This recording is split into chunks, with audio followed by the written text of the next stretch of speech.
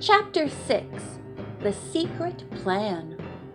Suddenly, the excitement, exertion, and worry swept over Nancy. Objects in the hold around her began to waver and grow dim. Her head spun, then everything went black. When Nancy woke up, she felt as if she had been asleep a long time. She realized she was lying on a table in the examining room. A nurse was standing beside her, smiling.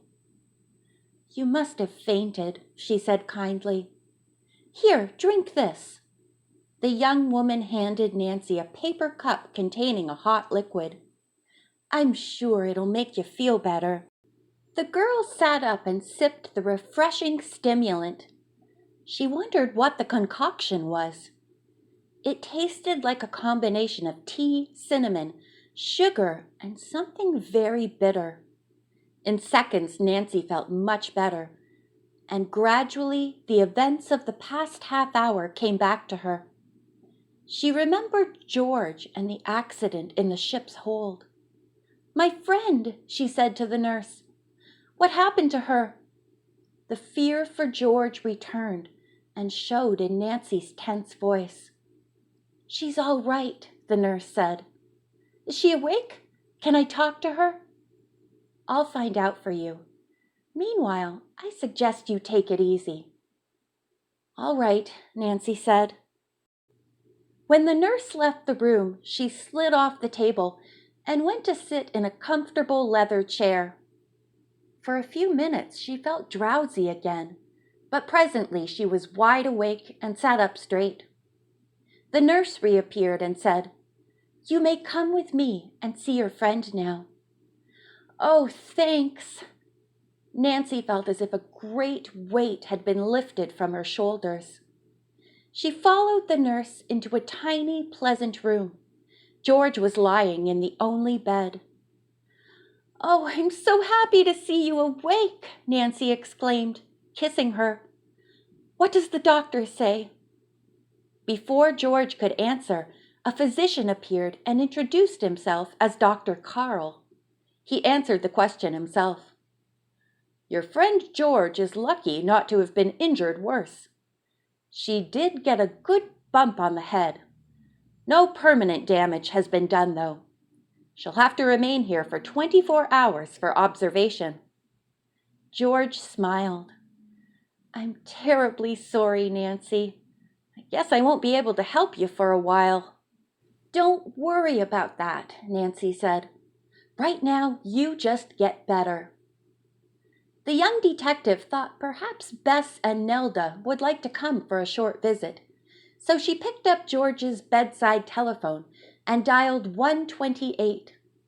There was no reply at first, but finally Bess answered. "Oh, Nancy," she said, "something terrible has happened. Please come right back to the cabin and hurry." "What's the matter?" Nancy asked. "Two men came in here to rob us," Bess cried out. "Okay, I'll be right there," Nancy said and hung up. She decided not to tell George what Bess had said and waved goodbye. "I'll be back soon," she told the girl. "Right now I'll have to go and find out about my trunk. We never did finish our job." When Nancy walked into 128, she found Nelda and Bess seated on one of the beds. Both girls were shaking like leaves. "What happened?" Nancy asked. "Oh, it was awful, just awful," Bess replied. "Heinrich brought two strange men here. He said they were plumbers and had to come fix our shower. After the steward was gone, I told the men nothing was wrong with our shower. They looked anyway, then returned and said, yes, it was okay." "That's when the trouble started," Nelda put in. "They came back into our room, and one of them saw the brass-bound trunk. He yanked it out from under the bed," Bess continued. "I asked him why he was doing that, and he told me he recognized it. The trunk was supposed to be in the hold." Nelda added, "But we told them they couldn't have it. Then one of them said it belonged to a friend of his, and they were going to take it whether we lacked it or not." "But they didn't," Nancy remarked. Nelda smiled. "Because we wouldn't let them." "Don't think they didn't try," Bess added. "They pushed us out of the way and tried to grab it. When they did that, we both screamed. They got scared, I guess, and ran out of the cabin." "Did anyone else hear you?" Nancy asked. "Yes, within seconds, Heinrich, another steward, and 2 or 3 passengers arrived. They did their best to calm us." "I'm sure," Nancy said, "that those men weren't ship's plumbers. They suspected or were told that an unmarked trunk with the initials ND on it was in here and decided to have a look. More than that," Bess said, "they decided to steal it." Nelda told Nancy that she had asked the 2 strangers for the name of their friend who had allegedly owned the trunk, and one of them had answered in an ugly tone that it was none of her business. Nancy asked what the 2 intruders looked like. "They both had blondish beards and mustaches," Nelda said. Nancy thought about the disguises in the trunk. The owner could have more of the same in a suitcase in his cabin. She doubted that the beards were real, but she did not say anything and tried to calm the nervous girls. Bess said, "Probably we've not seen the last of those 2 villains. Nancy, they threatened that if we said anything about their being here and trying to take the trunk, we'd be harmed." Nelda added, "And they insisted that they'd be back. They want that trunk." "This is serious," Nancy stated. "I think I'll call Rod Havelock. He goes off duty just about this time. Maybe he'll come up here and give us some advice as to what we should do about this." She phoned the purser's office and found that the assistant was indeed about to leave. "I'll see you in a few minutes," he promised. While waiting for him, Nancy told Bess and Nelda about the accident in the hold and that George was in the infirmary. Bess, already distraught, burst into tears. "Oh, my poor cousin! Nancy, tell me exactly what happened and how she is." Nancy reported that the doctor had said George would be all right, but she must remain in bed for 24 hours. "That isn't so bad," Bess said finally. "I'm glad she was not seriously hurt." A few minutes of silence followed. Then Nelda said, "Obviously, those 2 men weren't plumbers. Do you think they might have been passengers in disguise, Nancy?"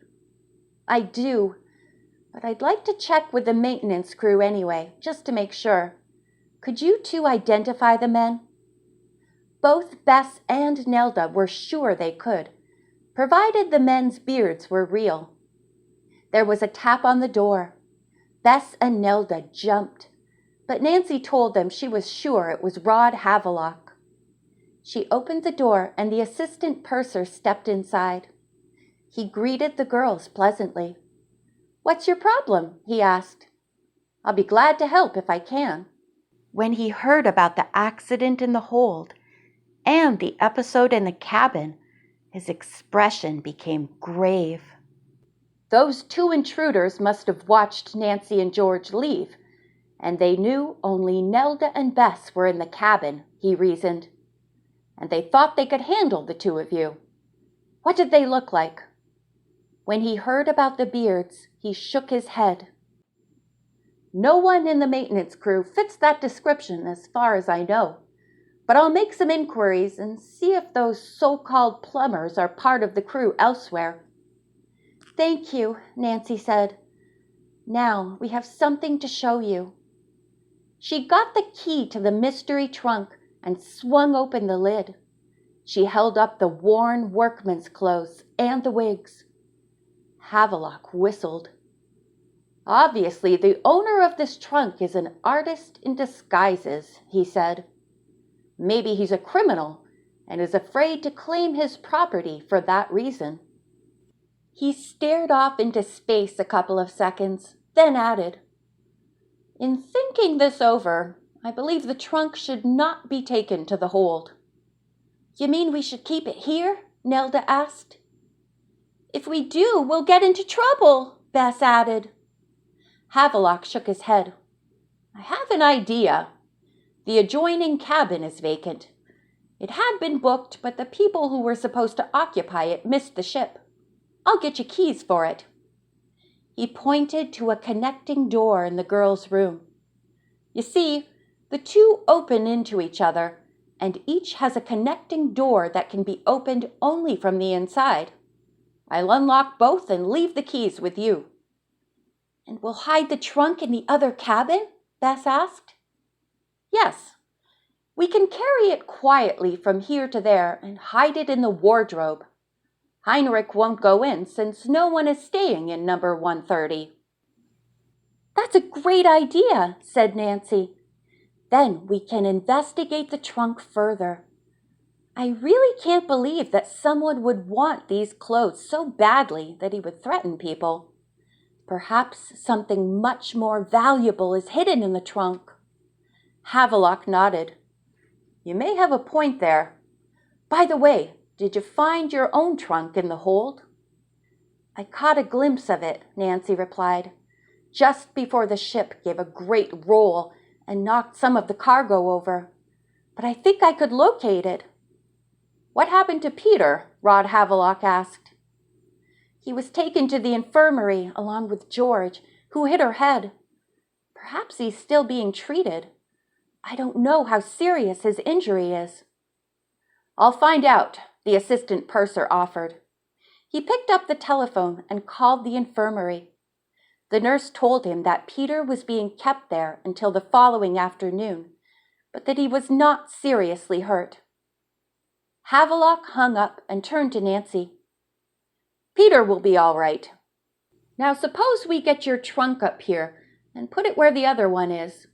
If the intruders should come again, you can let them have a closer look and they'll realize it's not what they want." "Good idea," Nancy said. "But suppose they see us bring it up?" "We'll have to do it at night when everyone is in bed. How about 2:30 a.m.? By that time the entertainment will be over and most people will have retired. I doubt that we would meet anybody then." "Great!" Nancy was excited at the prospect of the adventure and also about having her own clothes. At bedtime, when the other girls changed into their nighties and robes, Nancy put on a pair of blue jeans and a sweater of George's. The three girls tried to sleep, but it was hopeless. Finally, they began to whisper. "How do you suppose those two men knew the mystery trunk was in our cabin?" Bess asked. "Perhaps they saw the porter carry it in," Nancy replied. "Or they might have found out it was not in the hold and questioned all the stewards until they located it."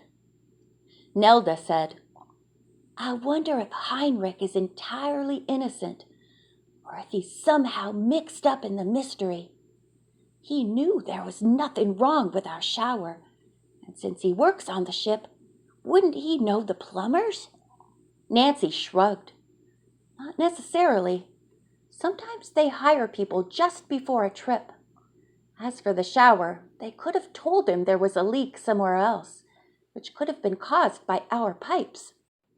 "I think he's honest," Bess said.